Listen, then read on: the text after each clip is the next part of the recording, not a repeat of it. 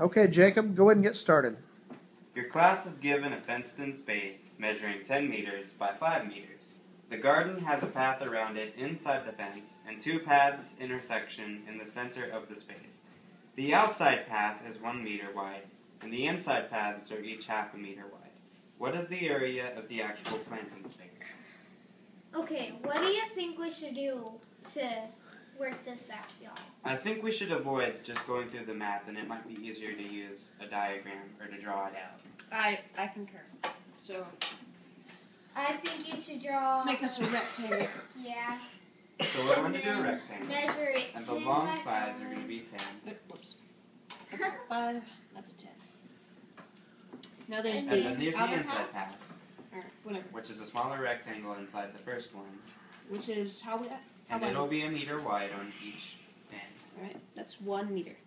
That's 10 meters. That's 5 meters. Alright? And then we have the inside path. Which is 3 by 8. What? Is it 3 by 8? I think. Yeah, -1 on it's each 3 side. by 8. Alright. So you draw the inside. How do you get 3 by 8? Well, you take 1 meter, since there's an inside path, off each side. And since that's 10, 10 minus 2 equals 8, and 5 minus 2 equals 3. Oh. So draw the inside path. Alright. There's 2 of them, right? Yes. And they intersect in sort of a cross. I like crosses. Crosses are cool. How wide are they? It's half a meter wide. That's half a meter. Alright. Alright, so now the area inside is just going to be, since we have 4 congruent sections, we'll just find the area of 1 and multiply that by 4. Okay. So by this, it's going to be 8 minus 0.5. half. It'll be at 5, and then minus the 1 meter on each side will be 3. And then we have the half a meter inside walkway. So it's actually 2.5. So that would be 2.5. Because this is half, that's 0.5. 3 minus 0.5 is going to be 2.5. And then we divide the 2.5 by 2. And that's going to give us 1.25. Why do you divide it by 2? We do that because of there are 2 sections. This is going to be it all together, but if we want to get one individual section, we've got to divide it. Oh. So that'd be 1.25. So this right here is 1.25. Alright. That's cool. So the next one, we do the same. The but with next 8? one will be sort of the same. This is going to be 8 all the while long, and we have to minus another Subtract. half. So that's 8 minus 0.5, and that's going to be 7.5. So that's 7.5. And then 7.5 divided by 2 Divided by 2 equals 3.25. is going to be equal to 3.75. You have the 3.5, which makes up the 7, and then the extra 2.5 to make up the 0.5. That's cool. Alright, what's next? So then we take the 3.75 times the 1.25. So we multiply that. Yes. Is that like 6? No, that's something.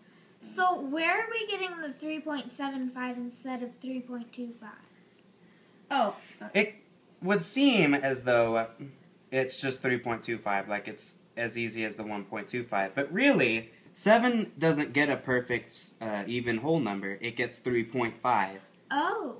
The halves make up an extra singular 1 unit, and that makes up the 7. And then we add the 2.5, the 0.25, and that makes up the extra 0.5, because it's 7.5, not just 7.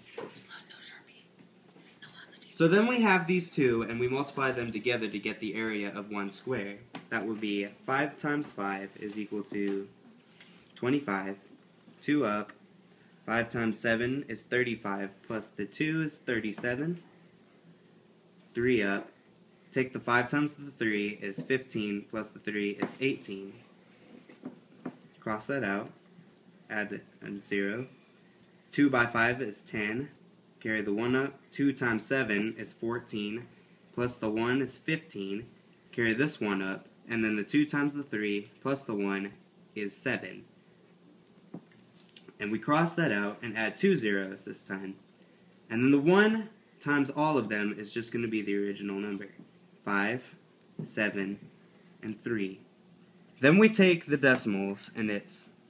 No, first we add.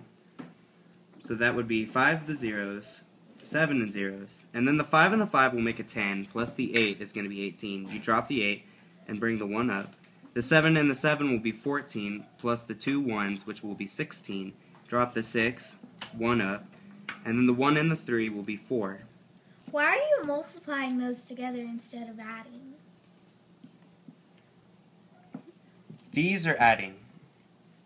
This is multiplying. No, but like, why are you multiplying this up here? This is to get That's the how you get area area. of this. Oh, It's not adding, oh. it's multiplying. Sorry. Awkward moment. I understand now. So then we have 4 decimal places for each, and that will be 4.6875. And then we're going to multiply that by 4, because there's 4 parts and they're all congruent. Let me do it. No, wait, never mind. I'm not good at that.